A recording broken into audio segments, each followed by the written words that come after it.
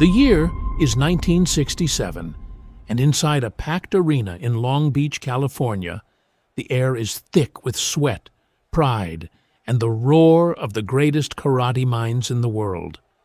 This is the International Karate Championships, a proving ground where legends are built and egos are tested under bright lights and 1,000 watching eyes. Among the competitors stands Vic Moore, a towering 10th-degree karate black belt, a man whose fists have shattered boards and whose reputation commands silence when he walks into a room. Moore has heard the whispers about a young actor named Bruce Lee, a man said to move faster than the human eye can track, but Moore does not believe it. To him, speed like that belongs on a movie screen, not on a real mat against a real fighter, and today he intends to prove it. Bruce Lee steps onto the mat with the calm of a man who has nothing to fear and nothing to prove to anyone but himself. He does not posture, he does not shout, he simply looks at Vic Moore and offers him a challenge so simple it feels almost like an insult.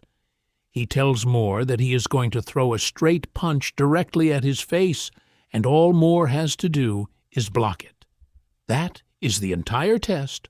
One punch, one block, nothing hidden and nothing disguised.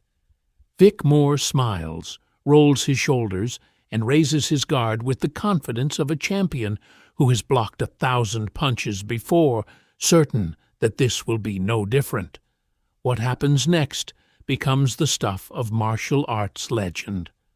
Bruce Lee tells him again out loud that the punch is coming, giving Moore every possible warning, every chance to react. The punch snaps forward and lands before Moore's hands even finish rising, a blur of motion that ends as suddenly as it began. Lee resets, and the warning comes a second time, but the result is identical, the strike arriving like a whisper of wind that cannot be caught. Again and again this repeats, 8 times in total, 8 clean, controlled, telegraphed punches, and 8 times Vic Moore's guard closes on empty air. The crowd falls into a stunned hush, then erupts into disbelief, because they are not watching trickery or theater. They are watching a black belt of the highest rank fail to defend himself against a punch he was told was coming every single time. Vic Moore's confident smile drains from his face, replaced by something rawer, the look of a man watching his understanding of speed and power collapse in real time. In the years that followed, this moment would be dissected by martial artists around the world, not because of how hard Bruce Lee hit, but because of how impossible it seemed that Moore could not stop something he knew was coming.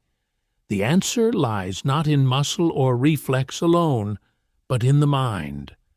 Bruce Lee believed that tension is the enemy of speed, that a fighter who clenches with anger or fear telegraphs every intention before it happens, becoming predictable even to himself. Vic Moore braced, anticipated, and tightened, and in doing so he became slow, his body locked in the very moment it needed to be free. Lee, by contrast, remained loose, calm, and empty of ego, his mind uncluttered by the noise of expectation, which allowed his body to move at the true speed of thought rather than the delayed speed of reaction. This is the deeper lesson hidden inside the Long Beach speed test, one that echoes far beyond the mat and into the way any person faces conflict, pressure, or fear. The calm fighter is the dangerous fighter, because stillness does not announce itself, and a mind at peace cannot be read or predicted by an opponent searching for a tell. Vic Moore was not beaten by a faster fist. He was beaten by a quieter mind, one that had already let go of ego before the first punch was ever thrown. And that is the truth Bruce Lee left behind long after the applause faded and the legend spread. A truth as sharp today as it was in 1967. that true power does not roar. It waits, silent and still, until the moment it is needed most,